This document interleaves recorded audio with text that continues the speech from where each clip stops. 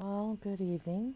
Today's been a big news day as far as Jeffrey Epstein being found dead in a jail cell this morning. And the conspiracies are out. But I want to point out something about conspiracies. Some of those same people predicted he wouldn't live. And they were right about that. He didn't live. Now, how exactly that happened, we don't know. So far today, I've heard so many different theories, and without seeing the body, without being there, will we ever really know what happened? I guess 2 weeks ago, he tried to commit suicide, and his attorney said he was not attacked.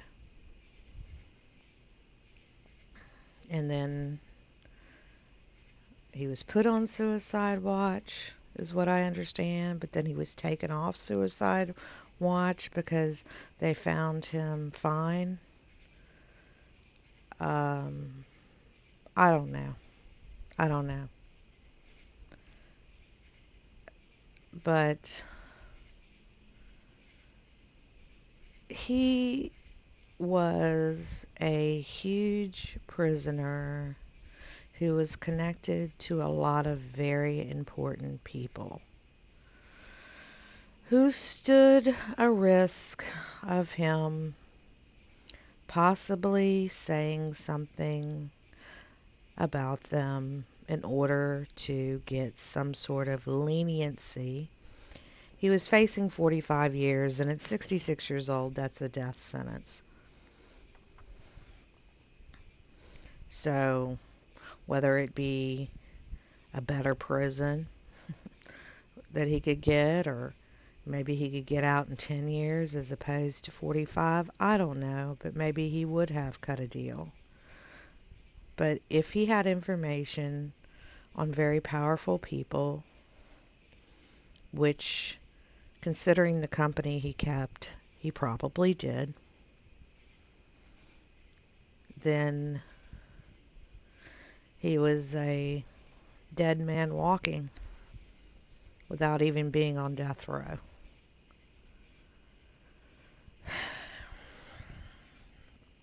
The whole system is a mess in the United States. We can't even keep him alive in a prison. Why take him off a suicide watch? That doesn't make any sense. Somebody said something about a camera malfunctioning, so there might not be tape.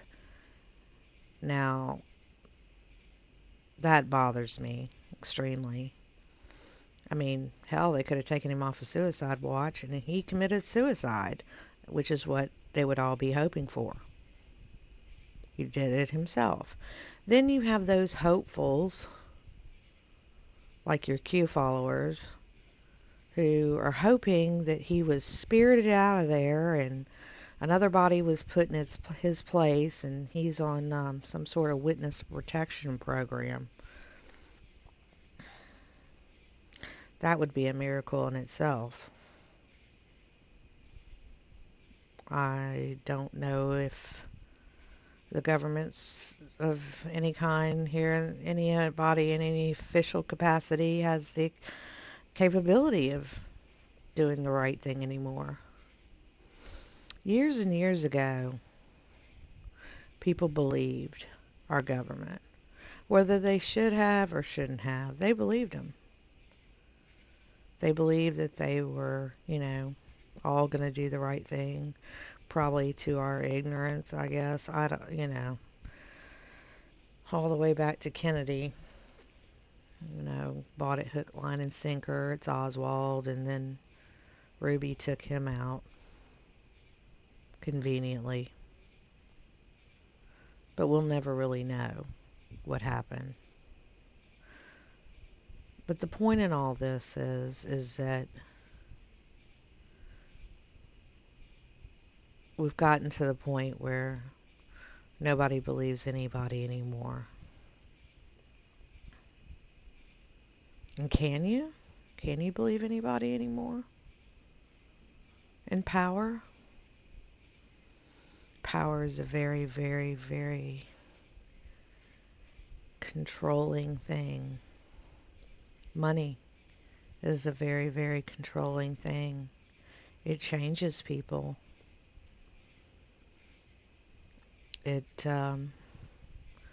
They'll do anything to keep it. Most, not all. Most will. The idea of going to live out in the woods and have a peaceful life with just enough to sustain you and maybe a little extra doesn't appeal to many in power.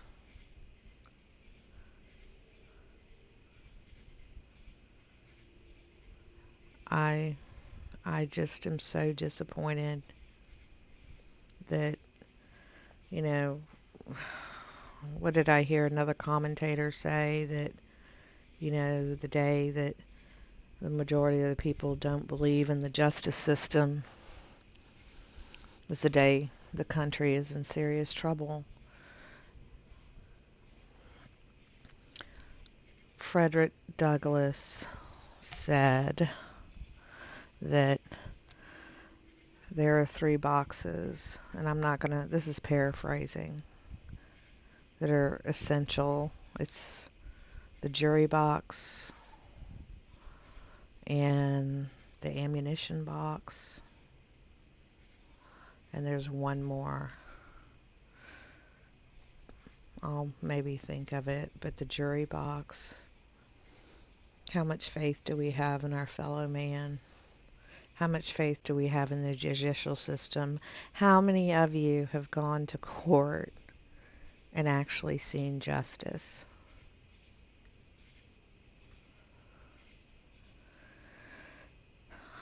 Money buys the best lawyer. And the best lawyer has a relationship with the judge. Respect of the judge. It, you know, buys you a little bit of leeway or sway to your side. And a lot of us don't have that kind of money. We just don't. And it goes on everywhere. I mean, even in the rural areas.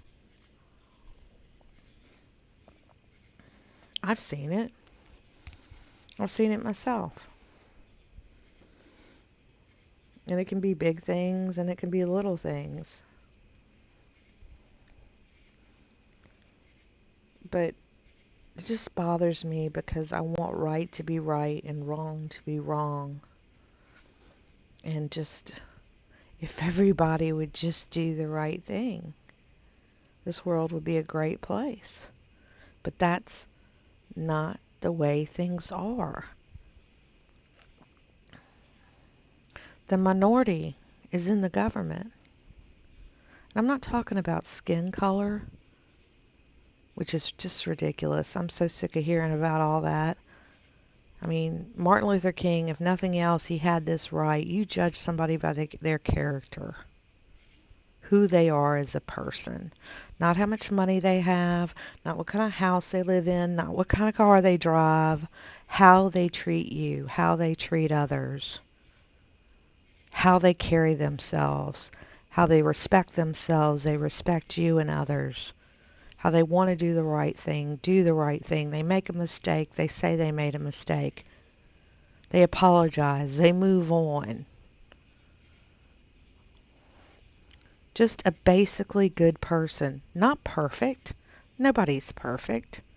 But to strive to do the right thing.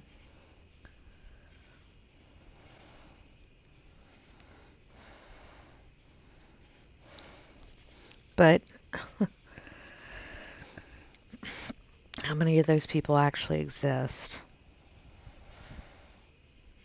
especially the people who have the power and the money. It's a very corruptible thing when you have too much. Then you start looking for other things to entertain yourself. You start thinking you're better than everybody else. You start thinking you're right, or you would never have made it to where you are with this kind of power and money. That you're smarter than everybody else. That you deserve more than everybody else. It's a scary thing. Now, I'm not a socialist, and believing that everybody just should have the equal amount. Socialism doesn't work. It just doesn't work. History has proven this. Our most recent history would be Venezuela.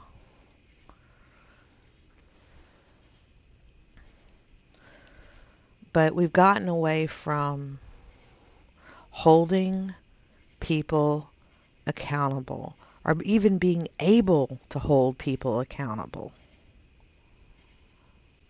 We don't do our research on who's in Congress, who to vote for, who they are, where they come from, their character. We just look at red and blue and we press the button and move on. Or if we can't decide, we just pick some erroneous name and press that one, knowing that it ain't going to make a difference anyway.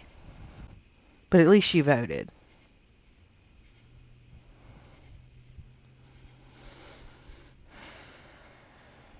We're no longer together anymore. Families are broken up. It's not these big families that stay together in an area hardly anymore.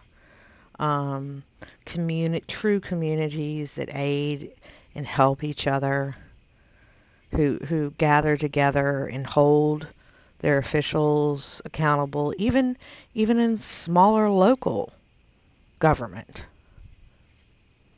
We can't even get that straight without talking about the state or federal government. These people stay in power for... I mean, look at Pelosi. She's been there since forever. I mean, that's just off the top of my head. It's nothing to do with Democrat or Republican. They've been there forever. They're millionaires. All these people, even the ones that go into Congress and are even the presidency, and they might be, comfortable. And then when they leave, if they leave, or even if they stay in there, they're multimillionaires. How is that possible on $170,000 a year or $200,000 a year if you're the president? How is that possible?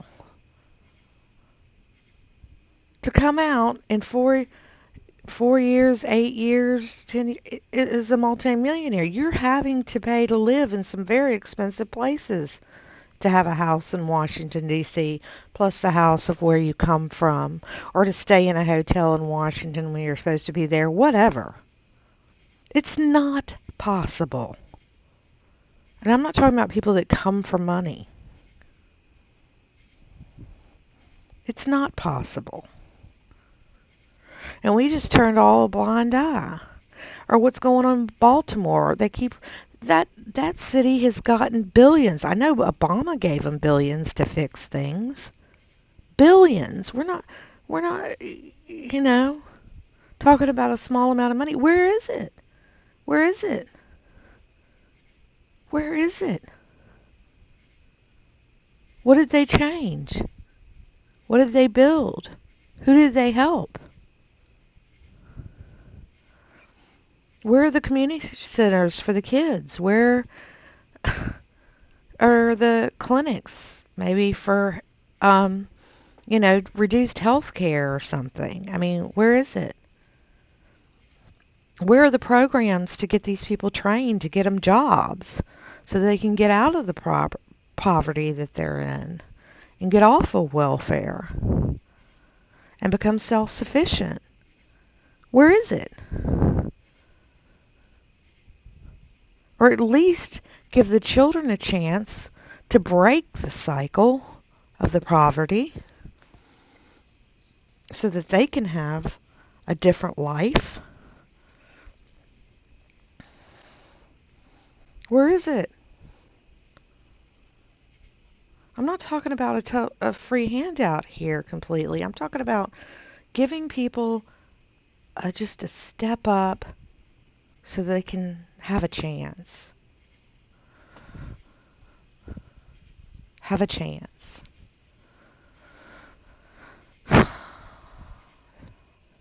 There's no equality. There's nothing equal. It has nothing to do with race. It has to do with the haves and the have-nots. And there are a lot of have-nots of all colors. And there are very few true haves in this country. And it shouldn't be that way. It shouldn't be that way.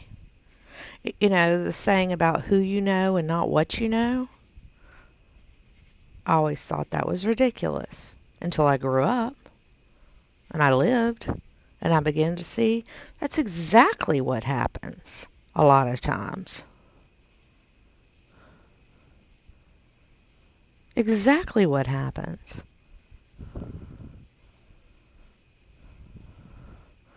And people should not be hired according to who they are as far as race.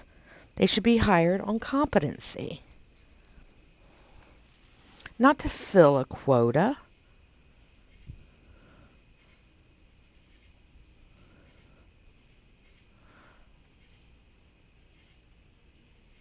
Conspiracies exist because people do not trust. People don't trust because they have very good reason not to trust. You know, you would have to be deaf, dumb, and blind to just say, oh, well, everything's fine. None of this is suspicious. All of this makes sense. Oh, well, they just screwed up. You know, things happen. Well, things keep happening. And I'm tired of it. I'm so tired. I'm so tired of it. I really don't know what to believe anymore. Do I really know what the truth is? Will we ever really know what the truth is?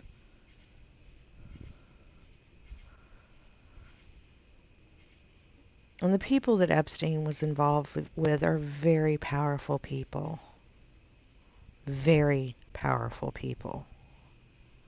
And if you think for 1 second that they're not capable of doing whatever it takes to remain in power or to keep their name and to make sure their name isn't dragged in the mud, you got another thing coming. I'm not saying that they hurt him or they killed him. He very well could have killed himself. I mean, they made it very convenient that it would be a possibility if he's not on suicide watch. If the cameras malfunction, they're giving him every opportunity. I don't know him. I don't know his personality. I don't know if he thought so much of himself he'd never commit suicide. I don't know if underneath all his sick perversions, which we know he had them, he was already convicted in Florida and got a real 13-month, I can stay out of jail for every day, but I have to spend the night in jail. Lenient sentence. We already know. It's been proven that he's a sicko. But I don't know under all that what kind of personality he had, if he was, weak and he couldn't take jail time and therefore he was going to kill himself because he realized his money wasn't going to buy him out of everything and he was a dead man walking anyway. I don't know. It's all speculation. But most of us don't believe the news that are owned by 6 companies anymore, unless it's just a something that's totally indisputable, like what degree is it outside Fahrenheit today with the weather, and what degree it could possibly be tomorrow. Just basic things.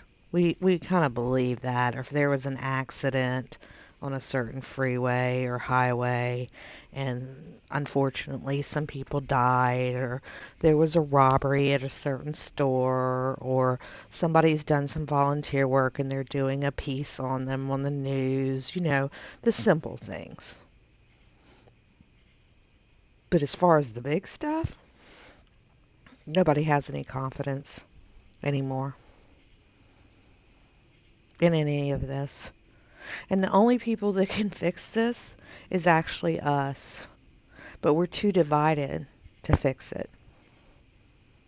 We're too divided. They've done a really good job of dividing us according to our socioeconomic position, according to our skin color, according to our education, according to what football game we like, baseball game we like.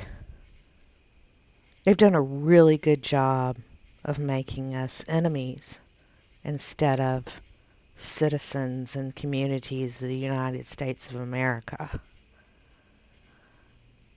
So the only ones that can fix it are the ones that they've torn apart.